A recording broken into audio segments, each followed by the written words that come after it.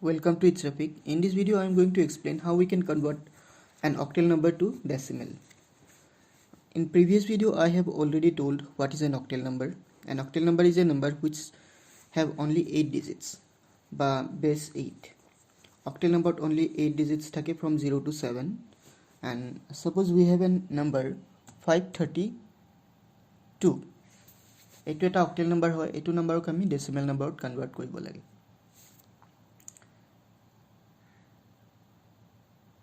যেতিয়া আমি অক্টেল নাম্বাৰক binary নাম্বাৰক decimal নাম্বাৰত কনভাৰ্ট কৰিম তেতিয়া আমি কি কৰিম 8 এৰে মাল্টিপ্লাই কৰিম। ফাৰ্ষ্ট আমি নাম্বাৰ কেইটাৰ এটা ইনডেক্স ভাবি ল'ম নিজৰ মনতে, like from right hand side, like 2 is 0, 3 is 1 and 5 is 2. So we'll write 5 into 8 power 2 plus 3 into 8 power 1 plus 2 into 8 power 0. এটি আমি পাওয়ারখিনি সলভ কৰিলো। 5 into 8 power 2 মানে হল 8 into 2 or 8 into 8, so it is 64 plus 3 8 power 1 8 hobo into 8 plus 2 into 8 power 0 means 1. যিকোনো নাম্বাৰৰ লগত যদি power 0 থাকে তেনেহলে 1 হয়, so it is 1 plus 5 into 64 কিমান হ'ব হেতু মাল্টিপ্লাই কৰি চাবা। 5 into 64 it will be 320. 320 plus 3 into 8 it is 24 plus 2 into 1 1. এটা কেটা নাম্বার আমি মাল্টিপ্লাই এডিশন কৰি দিম, প্লাস কৰিম।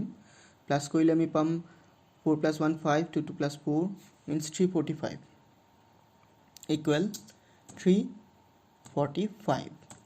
So a 532 decimal equivalent hol 345.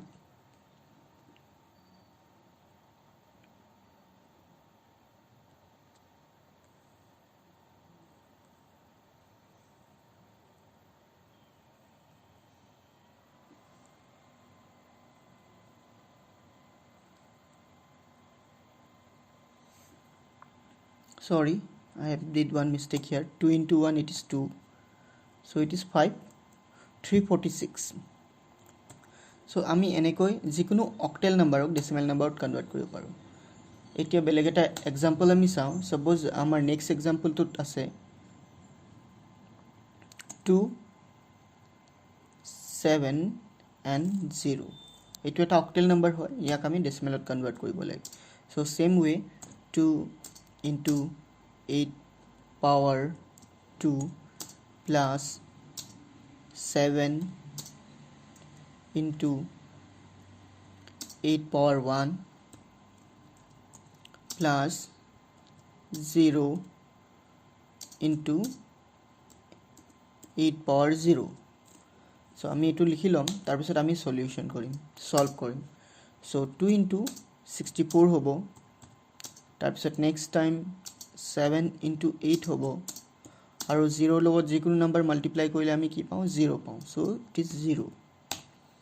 now 2 into 64 আমি পাম 128 128 plus 7 into 8 56.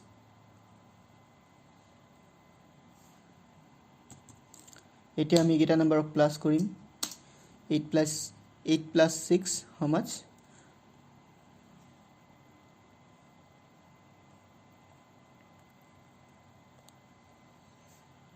এই দুটাক আমি প্লাস কৰিলে পাম 184.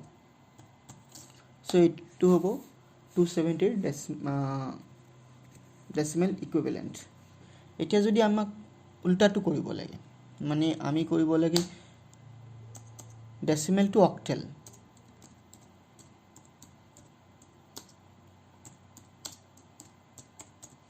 তেতিয়াহ'লে আমি কি কৰিব লাগিব সাপোজ আমাৰ লগত এইটো নাম্বাৰ আছে 140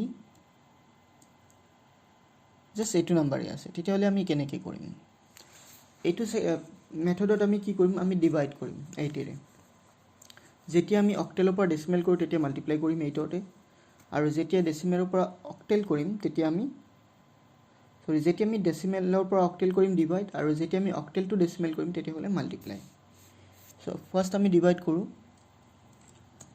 140 ডিভাইড 8 ইয়াতে ডিভাইড কৰাৰ পিছত আমি দুটা বস্তু লিখিম এটা ডিভাইড কৰি আনসাৰ কিমান পালো হেতু লিখিম আৰু পাছত ৰিমাইন্ডাৰ যেটো বাকি থাকে হেতু আমি সাইডত লিখি ৰাখিম সো 140 যদি 8 ৰে ডিভাইড কৰো 14 ক যদি 8 ৰে ডিভাইড কৰো 1 টাইম যাব 1 টাইম গৈ কিনে ৰিমাইন্ডাৰ থাকিব 6 মানে 60 হৈ গল 60 ত এতিয়া আমি যদি 8 ৰে ডিভাইড কৰো 7 টাইম যাব 56 তেতিয়ালে 56 হলে ৰিমাইন্ডাৰ হ'ব 4 সো আমি ৰিমাইন্ডাৰটো কাখত লিখি ৰাখো 4 টু হল ৰিমাইন্ডাৰ এতিয়া আকৌ আমাৰ ইয়াতে থাকিলে কিমান টাইম গল 40 গল 14 ত 1 টাইম গল আৰু ইফালে গল 7 টাইম 17 সো 17 ক আকৌ আমি 8 ৰে ডিভাইড কৰিম 17 ক 8 ৰে ডিভাইড কৰিলে আমি পাম 2 টাইমস 8 to the 16 আৰু আমাৰ ৰিমাইন্ডাৰ থাকিব 1 এতিয়া আমাৰ only 2 থাকিলে 2 ক আমি 8 ৰে ডিভাইড কৰো 2 ক 8 ৰে ডিভাইড কৰিলে আমি পাম 0 টাইমস আৰু আমি ৰিমাইন্ডাৰ পাম 2 মানে আমি आंसर পাই গলো आंसर কি হ'ব 140 ৰ অক্টেল ইকুইভ্যালেন্ট হ'ব 411 সো আমি এনেকৈ অক্টেল নাম্বাৰক ডেসিমেল নাম্বাৰক অক্টেললৈ কনভাৰ্ট কৰিব পাৰো 8 ৰে ডিভাইড কৰি বেলেগ এটা एग्जांपल কৰি চাও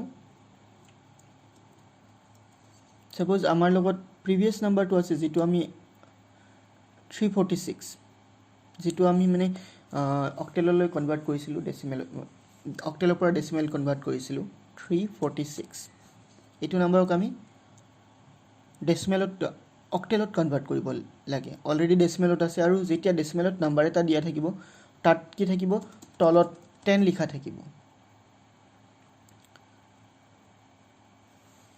এতিয়া আমি এইটো নাম্বাৰক ডেসিমেলত কনভাৰ্ট কৰিব লাগে সৰি অক্টেলত কনভাৰ্ট কৰিব লাগে অলৰেডি ডেসিমেলত দিয়া আছে তেতিয়াহলে আমি কি কৰিম এইটো নাম্বাৰক 8 ৰে ডিভাইড কৰিম 345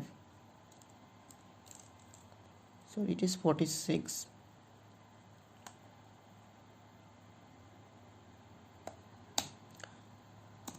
346 divide 8 first আমি ইয়া ডিভাইড কৰি যাও 3 ডিভাইড নহয় সো আমি দুটা নাম্বাৰ লম 34 ডিভাইড যাব 4 টাইমস 8 4 যা 32 আৰু আমি ৰিমাইন্ডাৰটো লিখিম 34 - 32 it is 2 লিখিলো এতিয়া আমাৰ লগত থাকিব সৰি 6 বাকি আছিল 2 আহিল 26 হৈ গল 26 ত যাব 3 টাইমস 8 3 যা 24 so 26 minus 24 it is 2 এতিয়া আমাৰ থাকিলে 42 divide 8 42 ক 8 ৰে ডিভাইড কৰিলে আমি কিমান পাম 8 5 যা 40 5 Times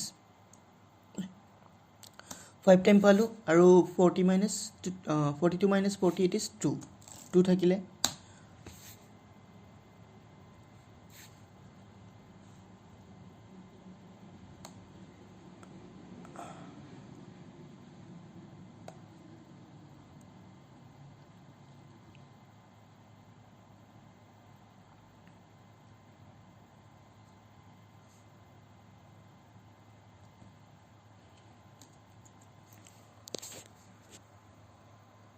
Now let's convert 346 into octal.